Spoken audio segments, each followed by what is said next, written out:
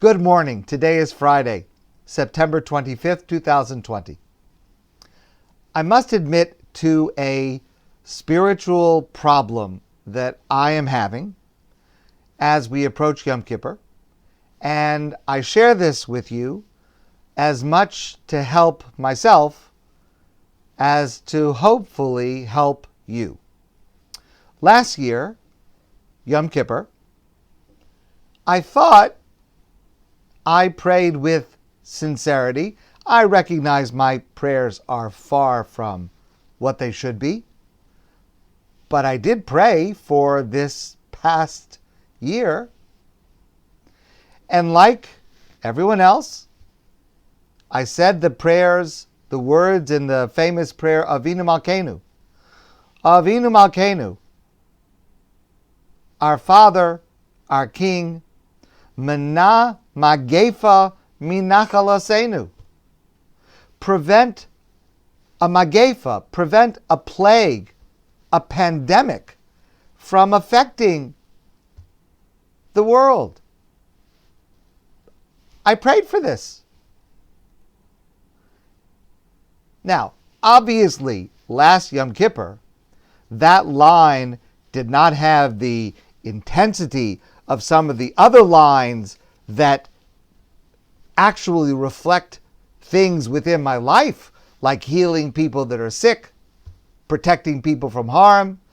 I never experienced a pandemic before. I never expected to experience a pandemic before. I never worried about a pandemic. So I said the line, Hashem, protect us from a pandemic, like all the other lines that we say, but I did say it. I asked God to spare us, and we were not spared. So now we come to this Yom Kippur. Now, certainly, my feelings and intensity will be aroused with those words, Avinu Malkeinu Mana Magefa Minachlasenu, because now I know what we're talking about. So certainly the intensity to pray to Hashem to save us from the pandemic. But the problem is, the prayer didn't help last year. Why should the prayer help this year? How am I supposed to approach God in prayer this year when so many of my prayers last year were unfulfilled? It's a difficult problem. Baruch Hashem, thank God. The answer is in this week's Parsha, the Parsha of Hazinim. In this week's Parsha, we have a passage that is quite famous. The words go like this. Hatzur tamim pa'alo. God is the rock. His works are perfect. Ki chol derachav mishpat. All his ways are just. Kel emunah v'ein avel. God is faithful, who does no wrong. Tzadik v'yasharhu. God is upright and just. Now, that passage we quote at funerals. And not only do we quote that passage at funerals, we transform the passage into a bracha, into a blessing that we also say at funerals. Baruch atah Hashem Elokeinu melech haolam, blessed are you God, King of the universe, Dayan ha'emes, who is the true judge. The problem, of course, is that this is one of the most difficult ideas in all of Judaism, because we don't see it. If God is just, then why are bad things happening to good people? The Torah is telling us that God is perfect, that his actions are just, upright, but we don't see it. And it's not just little me, Michael Whitman, that doesn't see it. Avraham Avinu, our forefather Avraham, didn't see it. When God was about to punish the people of Sodom, Avraham said to God, Hashovei kol haaretz l'yaseh mishpat, you're going to wipe out the righteous together with the wicked? Will the judge of the entire world not judge justly?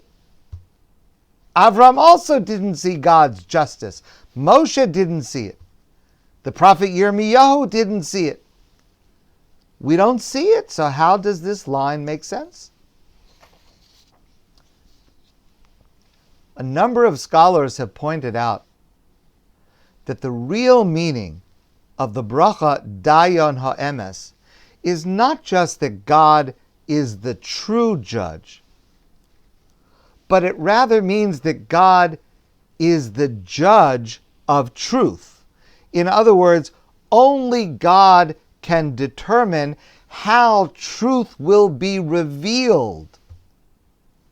Because often, usually, God's judgment and justice is not clear to us. It is elusive. It's confusing to us. Only God is the one who knows and sees that He is just. And He reveals it to us according to His will. And the basic answer to the question is, we are not given the answer. We are told that this is true, Hatzur Tamim Pa'alo, and we do not see it. But as difficult as that is for our faith, and it certainly is very difficult, the effect that it has is that it leads us to say, if bad things have happened, we have to work hard to make them better. Excuse me. Not having an answer to the question forces us to focus our efforts on, now this terrible thing has happened, how do we help? How do we respond? How do we change in response to what's happened? Rabbi Avram Kook wrote, "The purely righteous do not complain about evil, rather they add justice. They do not complain about heresy, rather they add faith.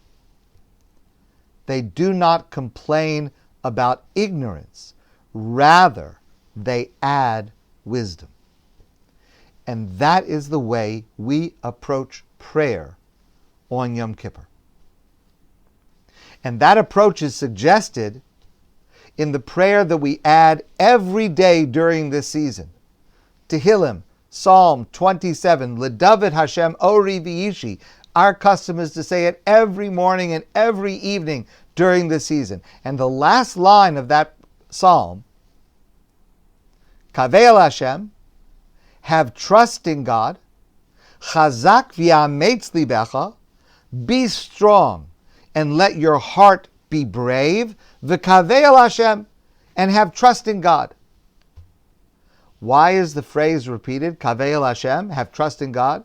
Have trust in God, be strong, and have trust in God. Why is that phrase, Kaveil Hashem, why is it repeated? Kaveil Hashem, have trust in God, and pray to God for what you need and what you want. And if your prayer is not fulfilled, Chazak v'yametz libecha, strengthen yourself and strengthen your heart to be brave. V'kaveil Hashem, and pray to God again. Let's try together, you and me. We'll pray again. And hopefully this year, our prayers will avert the evil of the decree. My friends, I wish you a great day and a wonderful Shabbos. And I look forward to seeing all of you soon in person.